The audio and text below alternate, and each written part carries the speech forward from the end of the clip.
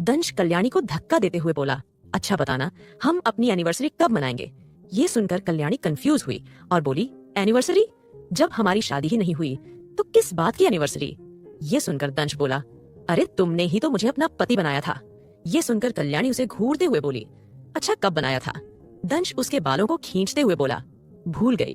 तुमने भरे समाज के सामने, आई मीन मेरे माँ बाप के सामने कहा था कि तुम मेरी पत्नी हो। ये सुनकर कल्याणी बोली, तो वो तो मैंने तुम्हें बचाने के लिए कहा था। बताओ, अब इस जमाने में किसी की भलाई भी करो तो दूसरा तुम्हारा ही बुरा करने चल देता है। अब अपनी जिम्मेदारी से मत भागो, तुम मेरी पत्नी हो, एनिवर्सरी ना सही तो शादी ही कर लो। अब बताओ, तुम्हारे पास दो ऑप्शन है, तुम एनिवर्सरी बनना चाहोगी या फिर शादी करना चाहोगी? दंश ने कहा। कल्याणी बोली, क्या ये दोनों ऑप्शन एक जैसे नहीं है? दंश उसके कान में बोला, ठीक है, एक तीसरा ऑप्शन भी है, हम सुहागरात मना सकते हैं। ये सुनकर कल्याणी ने उसे धक्का मारा। दंश अचानक से नीचे गिर गया।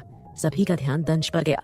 दंश चिल्लाकर बोला, पत्नी जी करवा दी ना, अपने पति की सबके सामने बेच दी। इस पर कल्याणी एम्बेरस्ड हो गई और बोली, ये तुम क्या कह रहे हो? दंश खड़ा हुआ और बोला, इस भरी महफिल में मैं ये कहना चाहता हूँ कि कल्याणी मेरी जिम्मेदारी लेने के लिए तैयार है और वो अब मुझसे शादी करेगी। ये देखकर सभी लोग हैरान थे। दंश ने खड़े होकर कल्याणी के कंधे पर अपना हाथ रखा और बोला, क्यों, मैं सही कह रहा हूं ना? ये सुनकर कल्याणी बोली, तुम? दंश बोला, हाँ, यही कहना चाहती हो ना कि तुम और हम अब एक ही तो हैं। फिर वो कल्याणी के कान में झुकते हुए कुछ बोला, मैं तुमसे प्रेम करता हूँ। आप समझ आया? कल्याणी बोली। क्या? दंश बोला, अगर संस्कृत अच्छे से पढ़ी होती तो मैं तुम्हें संस्कृत में भी प्रपोज कर सकता था। हाँ, बंगाली में पता है, আমি তোমাকে ভালোবাসি। ये सुनकर कल्याणी हंसते हुए बोली, दंश क्या तुम सच कह रहे हो? दंश बोला, हाँ, मैं तुमसे प्यार करता हूँ। दमित कोई लड़का इतने दिनों तक एक लड़की को ऐसे ही थोड़ी नहीं परेशान कर सकता है। कुछ तो मतलब होगा ना? असल में हमारे बीच दोस्ती का रिश्ता असल में था ही नहीं। मेरी नजर तो हमेशा से तुम पर थी। ये सुनकर कल्याणी बोली, तुम्हारे इरादे इतने गलत थे? दंश बोला, गलत नहीं पाक। उसने कल्याणी को गले लगा लिया। सभी ने कल्याणी और दंश को बधाई दी। आरोही ने सेलिब्रेशन के लिए केक कट किया, बच्चों को खिलाया। पार्टी में गोलगप्पे लगाए हुए थे।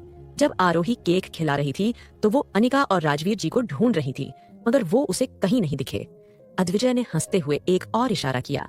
आरोही ने उस तरफ देखा तो वो थोड़ी हैरान हुई, क्योंकि जहाँ पर गोलगप्पे की स्टॉल लगी हुई थी वहाँ पर राजवीर और अनिका जी खड़े थे और राजवीर जी अपने हाथ से अनिका जी को गोलगप्पे खिला रहे थे।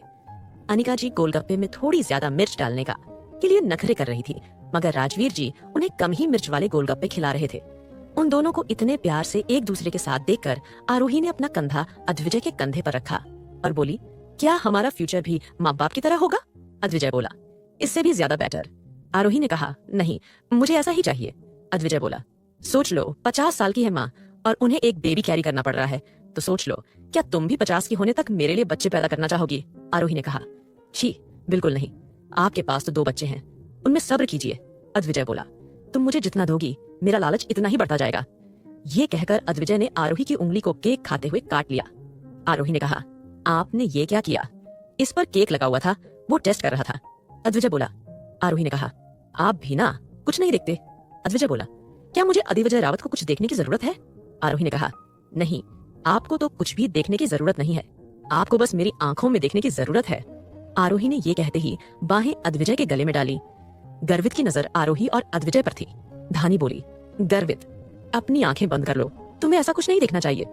ये सुनकर गर्वित बोला, मैं सीख रहा हूँ। धानी बोली, गर्वित, तुम बहुत बदमाश हो रहे हो, मैं डैडी को बताऊंगी ना तो वो तुम्हारी टांगे तोड़ देंगे। ये सुनकर गर्वित बोला, क्या अब तुम मुझे पसंद नहीं करती? अग्नि ने उसे गुस्से से घूर कर देखा। इस पर धानी बोली, मैं तुम्हें पसंद करती हूँ, मगर एक दोस्त की तरह, चलो भैया। ये कहकर धानी अग्नि को साथ लेकर वहां से जाने लगी। धानी अग्नि से बोली, भैया, अब आप डैडी मम्मी दोनों को पसंद करते हो ना? हाँ बिल्कुल, क्योंकि मैं जानता हूँ कि जो कुछ हुआ, मैं उनसे इतने साल दूर रहा, इन सब में उनकी कोई गलती नहीं थी, ये सब सिर्फ इविल आंटी की वजह से था। इस पर धानी बोली, सही कहा भैया, अब हम जब बड़े हो जाएंगे तो कभी ऐसी इविल आंटी को मम्मा डैडी के बीच नहीं आने देंगे, हम उन्हें प्रोटेक्ट करेंगे, और छोटी, मैं तुम्हें प्रोटेक्ट करूंगा। ये कहकर अग्नि मुस्कुराया।